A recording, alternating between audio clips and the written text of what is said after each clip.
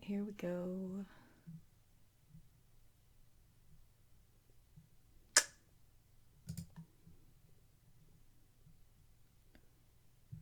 Are we live yet? Are we live yet, YouTube? There we are. There we are. Let's give it a second to kick up. Hello, YouTube. There it is. Alright. Cool. Just giving it a few minutes to make sure everything's going and everything's working and everything like that. So hello again.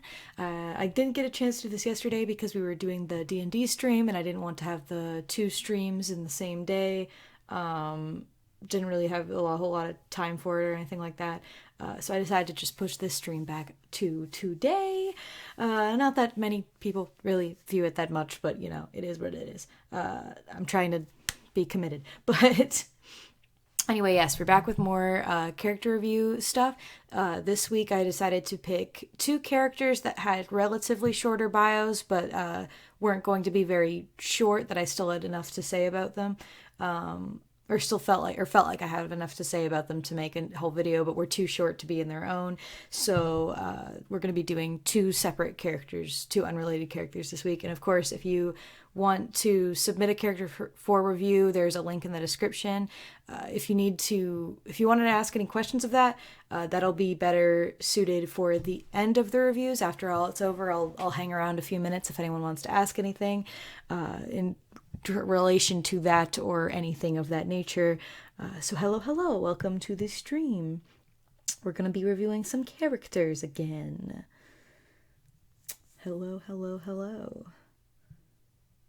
So I think with that out of the way, we're going to just jump right into it with our first character here. Let me get this off screen. With our first character, we have Zehala by Lou543 on DeviantArt. This is their D&D character, Zehala. So that's the one we're going to start with first. And I'm already skeptical about how helpful I can be, because the challenge with D&D characters is because it's so much more dependent on what you're doing with your group that like nothing I really say is going to help you that much with your character, really. You know what I mean? Just because I don't know the context of your D&D thing. I don't know what you need for your D&D thing. I don't know what you can or can't change and things like that. So those are a little bit trickier to criticize because it is so heavily based on what you're doing with your group. You know what I mean? So if Lou543 watches this, I just want to say take everything I say with a grain of salt, because I don't know your session. I don't know who's in your session. I don't know the rules of that session or anything like that. So everything I say is just going to be most likely going to be mostly just conjecture of me and my own opinion. And I know there's not much you can change now, since I'm assuming you're probably already playing with this character, since they are a D&D character. So I'm going to go ahead and do my best and see what I can say and things like that. And we're going to start, of course, with the appearance, because like I've said, I like doing the first impressions and the appearance, reading the story, and then going back in case I have any extra notes about their appearance based on what I've read in their story. But I do think that first impression of a character's design is important, even if there's things to justify it later. I think it's good to know the first impression. So the first thing I can say is that there's not really much of note to say about her design, like anything that really jumps out of me as weird.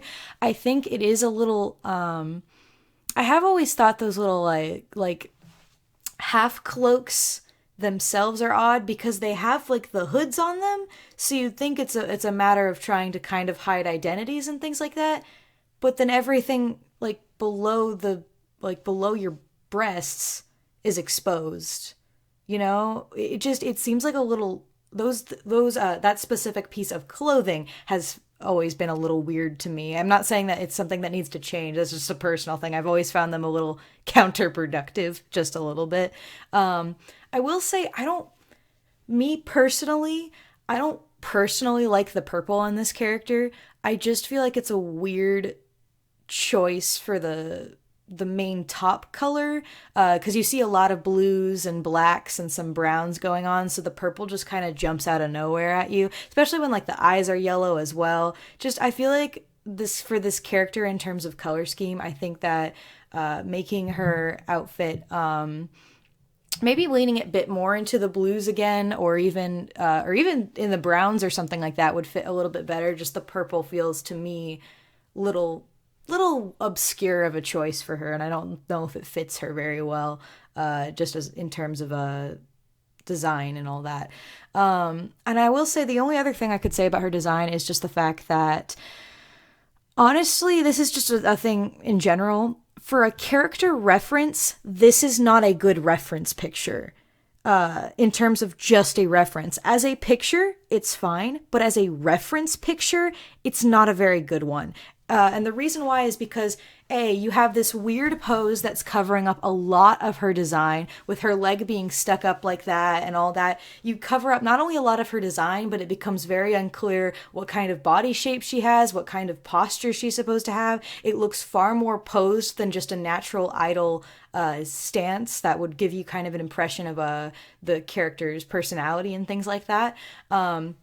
And again, it covers up a lot of her design elements. You can't see her hands. You can't see anything in the sort of like abdomen, crotch area. You can't see anything in terms of what that looks like or anything like that. And then, of course, you got a bunch of things cropped. You have the top of her horns cropped. You have the like edge of her cropped. You have her feet cropped.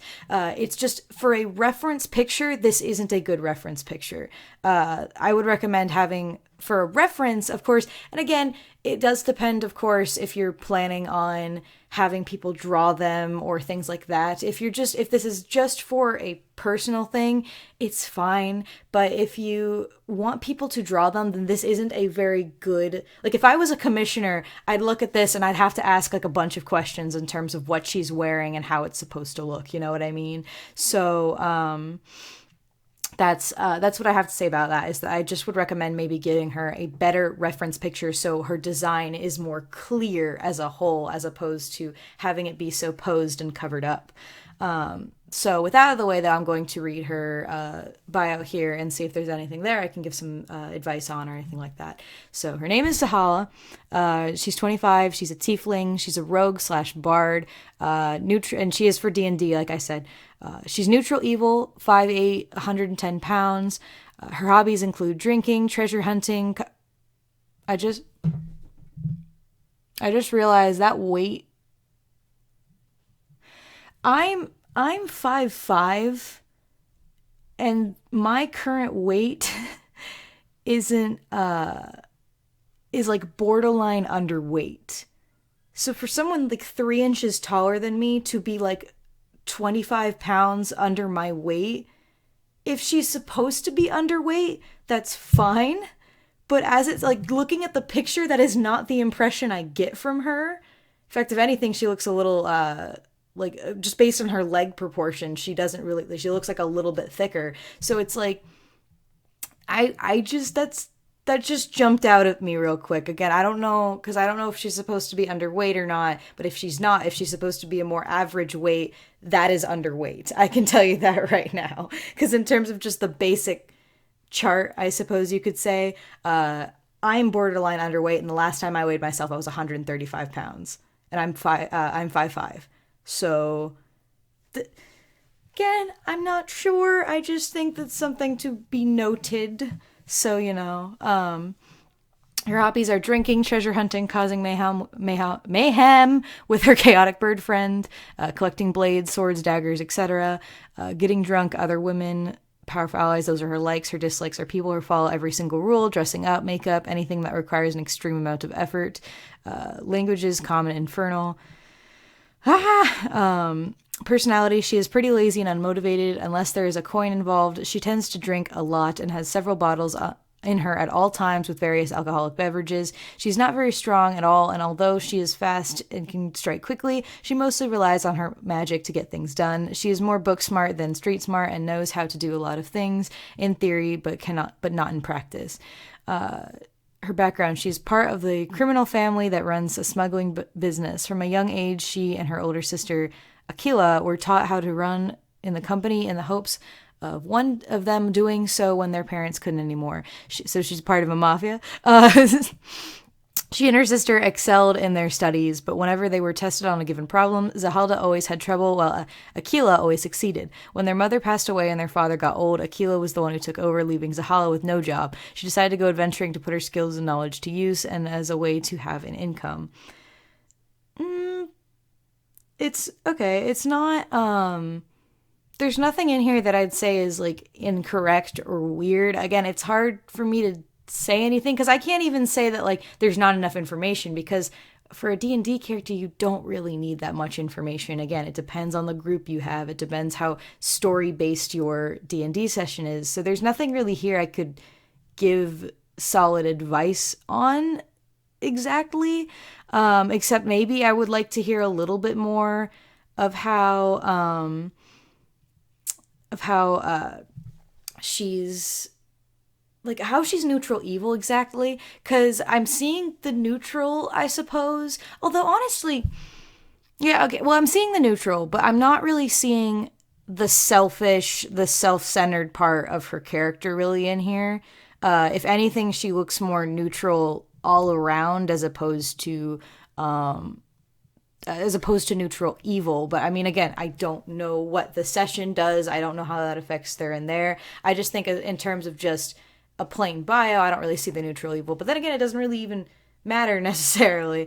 But I'm 5'6" and underweight, and I can tell you that 110 and 5'8" is pretty much the point of hospitalization. Yeah, that's why it kind of jumps out at me, especially because she does not look like because again, she is part demon. You can always argue that in a fantasy world that some of the real world rules don't exist or can be pushed to the limits, but what's in the bio does not reflect what I'm seeing, and honestly doesn't even reflect her story very much. So for me, looking at this kind of seems like the way it reads is kind of like a misunderstanding of weight to height comparisons and things like that, because I know a lot of people kind of get those mixed up, or they don't know the exact numbers for things, and it does vary. I need to say that not every depending on our body types and things like that, different sort of levels of weight is going to be different for us. The BMI thing is not like an end all be all in terms of like the exact average weight you should have. But even then, 110's pretty light for a 5'8" person, you know, even if we're going to like, that's not like just a little underweight. That'd be pretty far underweight. So, you know, and I have people who are taller than me and 5 foot who are pretty fucking light. So, well, yeah, but you don't know their exact weight, and you'd be surprised how light someone could feel when you picking them up, because you don't know how strong you are. So, you know, unless like it's a matter of just that the fact that like I'm borderline underweight. I've had points where like my own mother has been concerned for my health because I've been like I lost weight a little bit, and then but I've managed to stay at a consistent weight. But I'm 5'5", like I said, so 5'8", and I'm 135 pounds. It's the last time I weighed myself. So 5'8" and 110 is a little bit. It's not really getting into like the just barely on the line thing. It's a little bit more, you know. It's just a little bit. It's something to consider or possibly reconsider, because again, that could have been the intention. Maybe she is really that underweight, and that's fine, but it's not expressed here is all I'm saying. So that's why I'm pointing it out, but I'll stop harping on it now. So overall, there's not really much to say here. The only piece of criticism I could say is like probably valid is that if for her reference sheet, especially if you want other people to draw her, she needs a better reference sheet, because the picture she has currently is not a very solid or very good reference sheet with how she is posed and how she is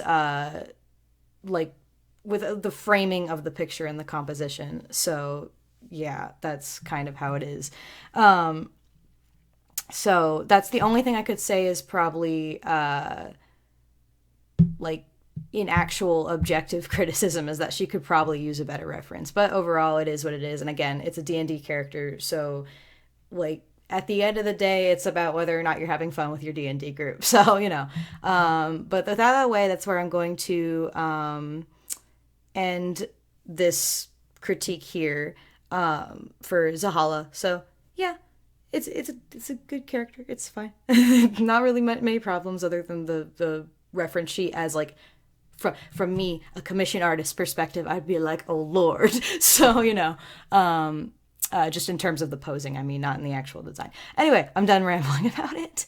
So now we're going to move on to this character here by Kadala 1 and their character Sans. And there's one thing I want to address, because I did skim this character because I had to verify something. I just want to clarify this because of the fact that it's just about how you market your character. And when I was given this character, when this character was recommended, I have a section where I ask, are they a part of a fandom? Is there something in there that I have to consider or whatever? And they responded to that with, no, they are from it. Like, they have their own story. They're like, implying that they're kind of an original character. And I want to say, looking at this and looking at the description, I can fully believe it's an AU and that it's an alternate universe and that there's a lot of changes from the main story. But this is not an original character. I just want to be very frank with that. And I don't think it's very fair to say that this is my original character when Sans, the skeleton, who has references in here to other Undertale related things, is not an original character. And it's just misleading to advertise it as such, so to speak. So I'm not saying there's anything wrong with this concept of having an alternate universe Sans or whatever it is, that's fine. I'm just saying to anyone out there, even if you make a heavily AU version of a character from a video game or a movie or a TV show or whatever, you can't be passing it off as this is my 100%, like this is my original OC. Because at that point you're kind of lying to yourself there, because the inspiration is so heavily obvious and heavily directed at like a main thing, you know what I mean? So again, not a problem that they are like inspired off a fandom or an alternate universe of a fandom character, just not exactly a good idea to be advertising it and promoting it as like my original character. So that's what I'll say about that. So again, like, don't go harassing the artist or anything like that about it. It's just something that I just don't want people to start getting themselves into trouble by doing that kind of thing. So we're going to be doing Sans the Brave here by Kadala 1. So first impression on appearance and design and things like that. There's obviously a lot going in here. It's a good reference for like alternate outfits and things like that, which is nice. Yeah, I wanted to clarify that this was inspired to another character. I did apologize to that, and I'll change it, but I'm really sorry. It's okay. It's fine, all right? I'm not trying to like call you out and like rag on you and drag you through the mud about that. I just want to warn you, just be careful if you like have a character like this, not to promote it like as an original character if it's very clearly inspired by another source, or at least directly inspired as another source. So again, you don't need to apologize. It's all right. I'm just it's a word of advice to the future, just word to the wise kind of a thing. So anyway, but in terms of design, I think my only thing for me personally is the colors in this are a little bit all over the place. You have a lot of colors going on. I mean, you have a dark blue here, you have like a dark navy blue here, you have maroon shoes, you have a light blue trimming, but even like looking at it honestly from where I'm sitting, it doesn't even look like the same shade of blue as like his body is. You have the orange here, you have what looks like red under the shirt, you have on the logo on his shirt, you have the yellow stripe, the green boardings. It's just a lot of colors going on. I will agree that I do like I will agree with Bibitron there. I do like the purple outfit quite a lot. I think it's pretty nice. But I think his main outfit, there's just a lot of colors going on. And something that I think I wish I'd hear people talk about this in terms of character design a little bit more, is that, well, yes, we realistically as people, we don't exactly color coordinate every single one of our outfits every single time we go out for the day.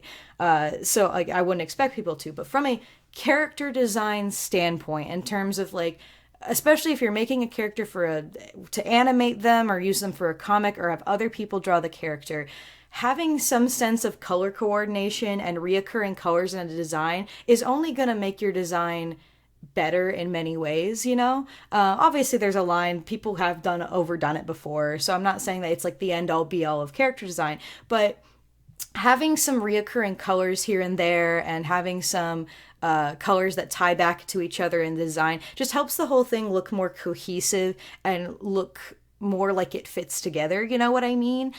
So just changing, like tweaking little things with the colors here to help the design connect better. Like a simple change would be, rather than having a maroon shoes, either having it be the same shade of red as his logo, or having it maybe even be that green color or the yellow color or something like that. Maybe even having them be orange. Just a simple thing like that already can make the design connect better when you're looking, like visually when you're looking at it.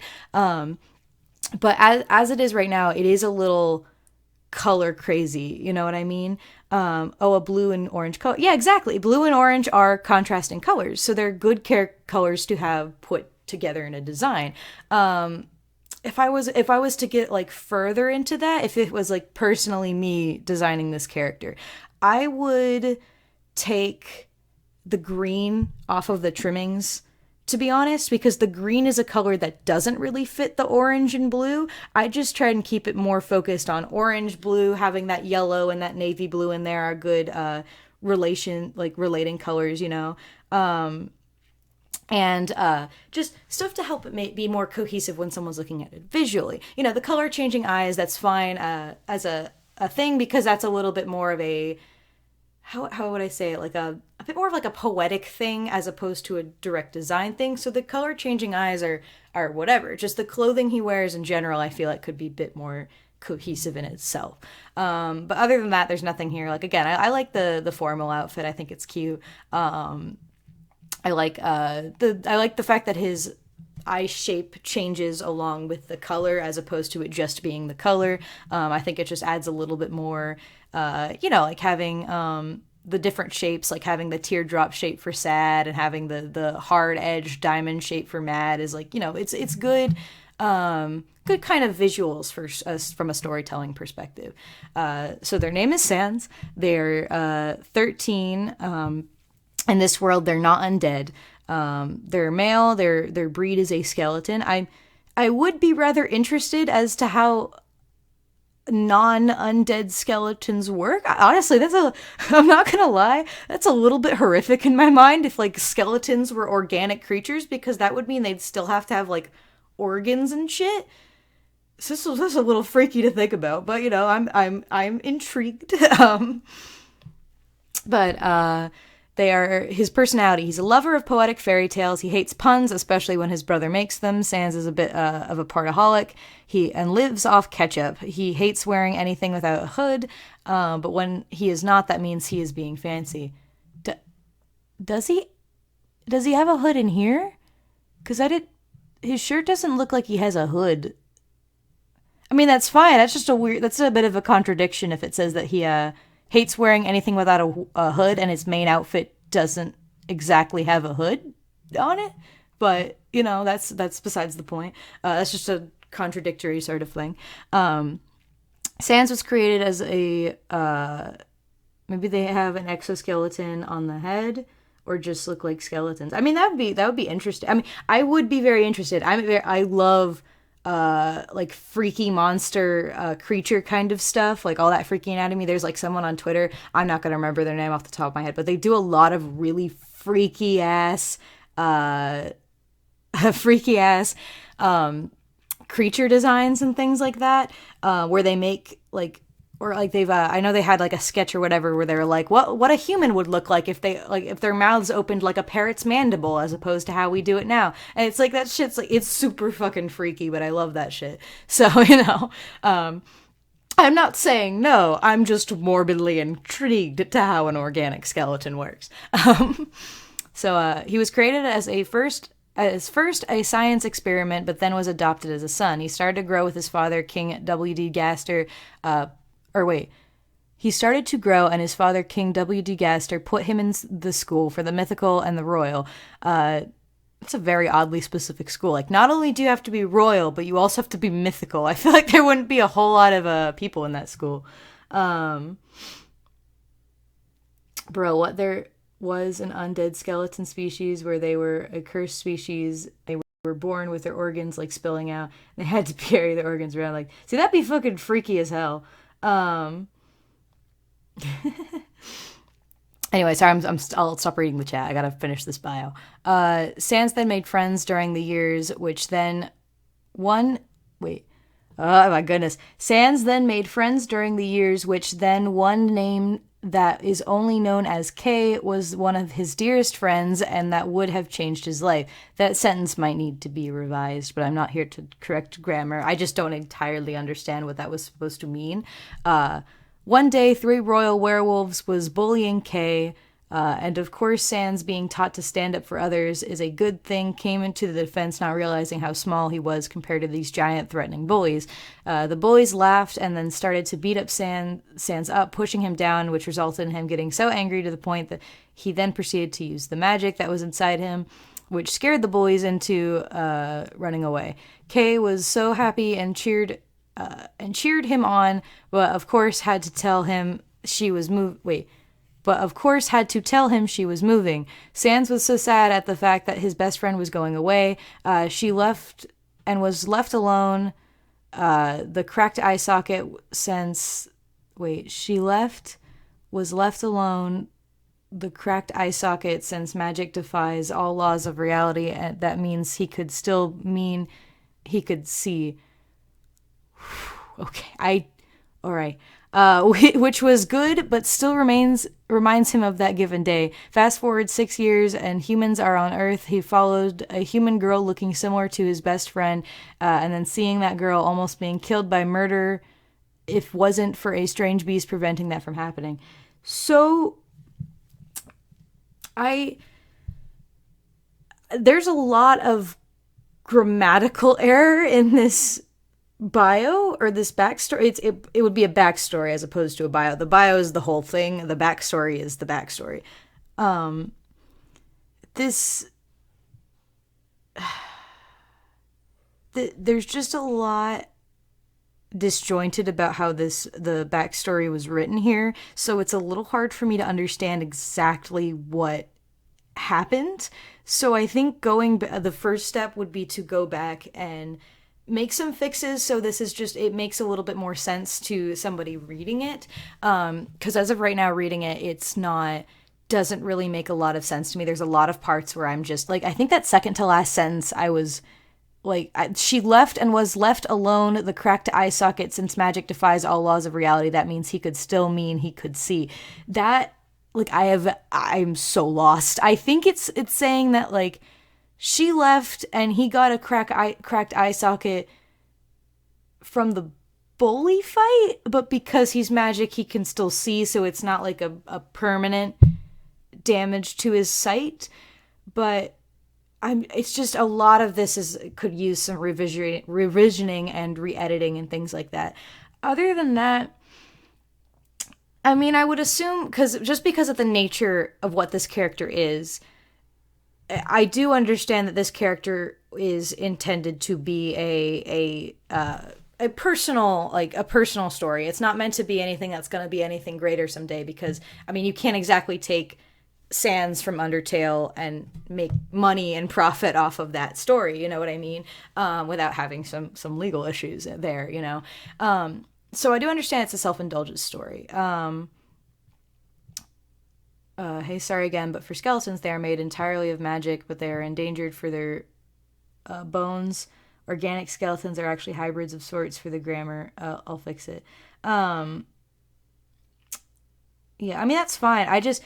There is a lot in this story. I think the revising is the sort of main part that is making it a little difficult to give solid advice on. But I do understand that this character is most likely a self-indulgent character, and that's fine. So I do want to say, Kadala, don't take what I'm about to say as like this is what you have to do, because if this character makes you happy, then I want you to keep it exactly how it is, and I want you to keep it how it is because it makes you happy, and that's what it's supposed to be doing right now. But what I will say is that reading the story, if it were me and I don't really read like alternate universes or fan fiction or anything about that sort of stuff that much.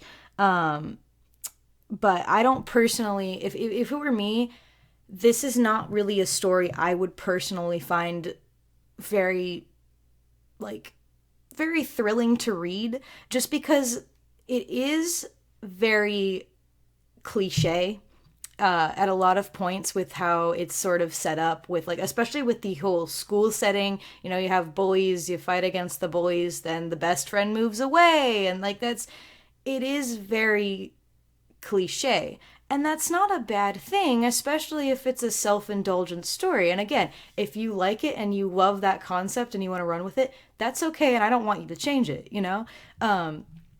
But for me personally, this story is a very generic kind of story in terms of the sort of like the plot that seems to be going here, you know, and again, there's not nothing wrong with that, because you can make cliches, you can write them very, very well. But I think that if you do want these characters to be a little bit more unique and stand out on their own feet a little bit more, and stand out a little bit more, and to where like more people might enjoy them a little bit, then I would look into trying to see if there's any other routes you could take the story, if there's anything else you could do with it, as opposed to just a basic, like, you know, kind of basic, like, school slice of life story that then turns into just sort of like kind of, because it all sounds very slice of lifey, which is fine, but you got like a lot of fantasy characters. There's a lot more you could do with that than rather than just keeping it as being kind of a low key, like pretty run of the mill, like high school drama story. You know what I mean? And I know this is a backstory as opposed to the actual story they're a part of. And again, if this is what you like, I want you to keep it, and I want you to just keep working on that and be happy with it. I'm just suggesting that if you do want to change it or you want to make it more unique, I would maybe go for maybe taking them out of the school, to be honest. But or if you keep them in the school, just to try and look a bit more into what's already been done before, so you can try and find some more unique directions you could go with it, just to make it something a little bit more unique to your characters and unique to you, as opposed to being kind of basic. And I only say that because I have seen and I have been a part of so many little, like, small snippets of stories that have taken place in a school or a high school setting and things like that. And it is very easy to make them very generic. And so, and some people love it, and it's fine. It's just not my cup of tea, and I know that it's not exactly something that's going to be a lot, like the majority's cup of tea. Especially since it's been done so many times. So that's all I'll say. That is a very subjective criticism, though. So again, if you don't want to change it, if you like it how it is, I'd keep it how it is. And if it makes you happy, it makes you happy, and that's good. But that's all I'll say about that. The only thing I could say that I think would actually, like, genuinely help this character in a visual way is just the having some more color coordination in his outfit, having some things match a little bit more, as opposed to having a different color for every single detail. But other than that, it's fine. And I hope some part of this helped a little bit or something like that. And again, I think the only really objective thing is that I think the bio needs some grammar correction and some revisions here. There's a few run-on sentences, and there's some grammatical errors to where it kind of confuses the reader. I don't even think I don't even think personally that grammatical errors are the end of the world. I don't like being that person that has to like point out every single time you used a comma wrong or something like that. My thing is just, can the person reading actually understand what's going on? And in this case, I'd say I can't, so or I struggle to. So that would be my main thing. So again, I hope you didn't take any of this the wrong way, and I hope something I said either helped you or just solidified so you better know what you want and what you want to do with these characters and things like that. But with that being said, those are the 2 characters I'm reviewing, and that's all for this week in terms of the character reviews. If anyone has any questions about reviews or anything, I'd ask them now. I'll give it like 5 minutes to just answer some general questions, or I guess if you have some story questions, I'll answer some of those too. I'll give it a couple minutes because I know the stream is a little bit behind. So yeah, we'll just do that. So we'll have a good time and it will be great. And this is very fun. I do enjoy doing these, and I hope as I keep doing them that people will enjoy watching them a bit more. More people will enjoy watching them or something like that, or enjoy interacting. And if not, it's all right. My channel's not doing great anyway, so I don't think there's anything that's really going to fix it. But yeah. When's the next stream? I mean, I stream extremely inconsistently. The next one of this stream, oh shit, I don't actually think it's going to be next week, because next week I'm going to be a part of a game jam, so I'll be a little bit focused on that. So there may not be one next week, or I might try to squeeze it in on like on Friday or something like that. I don't know. I can't tell you exactly when the next stream would be, because that especially depends if my friends do D&D again or something like that. Would you review Transformers characters? I can certainly try, and you are free to offer them up in the thing, so long as you do it the right way. So, do you have any types of characters that you wouldn't review? I think the only thing I would say that, like, for sure I wouldn't review is if they had literally nothing to review.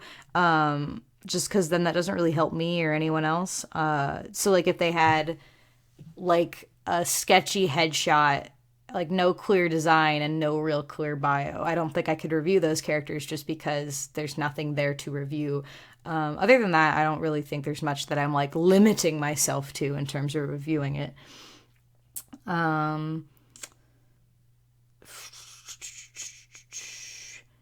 Are there any characters... Oh, I already answered that. Would I be able to post multiple characters for you to potentially review? Yes, but I would recommend doing them in separate comments, just so I can help be better organized. Because if they're all in the same comment, after I review these characters, I do hide the comments on the journal, just so I can remind myself that I've already done them.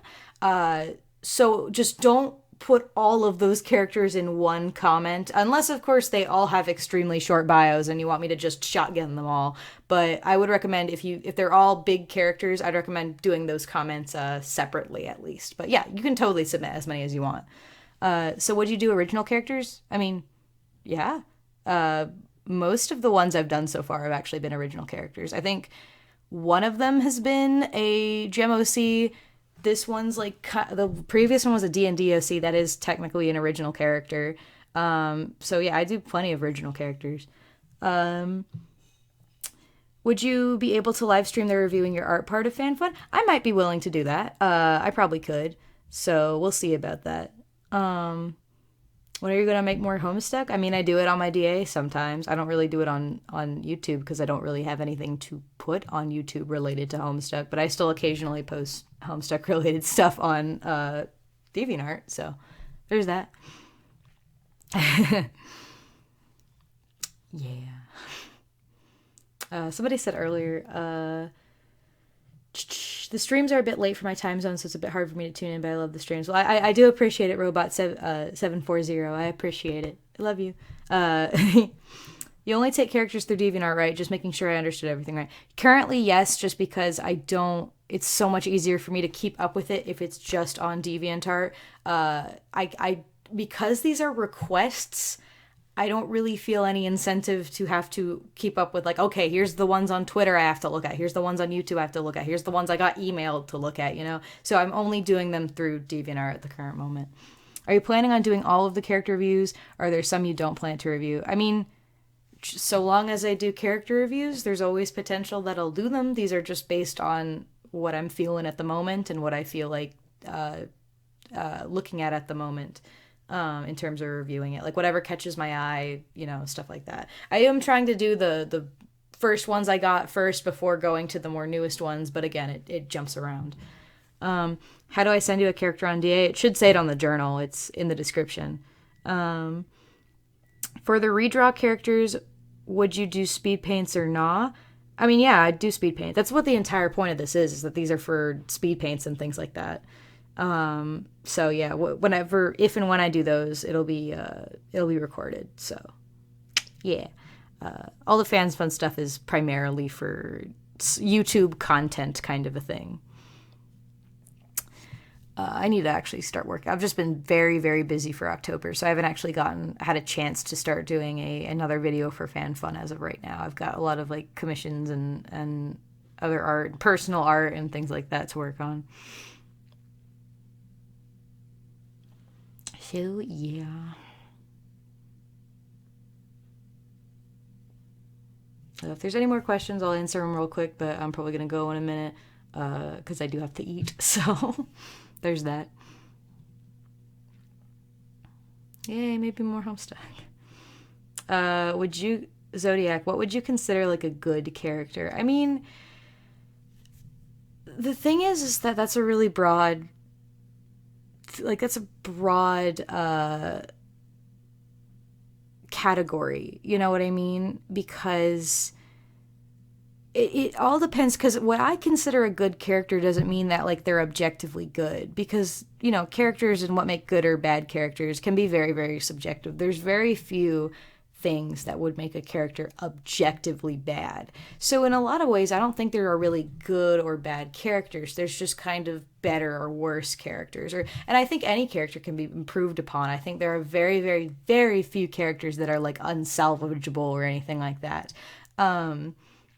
I just think honestly, I think a good character just depends on if the creator themselves are trying to put, like, you know, have good intentions and they're trying to make their characters the best they can be, you know what I mean? So I don't have any set definition to give you about a good character because, you know, in a lot of ways, they don't need to have a complicated backstory because mascots can be good characters, you know, they can be good character design and things like that. They don't need a super like over the top design or super or unique or original design because there's plenty of pretty basic run-of-the-mill character designs that people fall in love with and like absolutely adore. So it's just a very subjective thing, and it's not something that you can put in my opinion, it's not something you can put a solid definition to of whether or not it's a good character or a bad character because so much of it is subjective. I think maybe the only way you could do that is if you were watching a movie and you seriously sat down and you broke down everything about a character's psychology. I think you can write a character poorly, but I think most characters in concept can't be bad. You know what I mean? It just depends how you execute that character. So I more think of it as being a good or bad writer as opposed to a good or bad character. So I think that's a good place to leave it though. So thank you all for coming. I had fun, and I will hopefully see you in the next stream. I may not stream this next week because I will be busy doing a game jam next week. So if you don't see one of these next week, just expect it the week after, and I will see you in the next video, whatever it may be, and see you later. Zodiac out.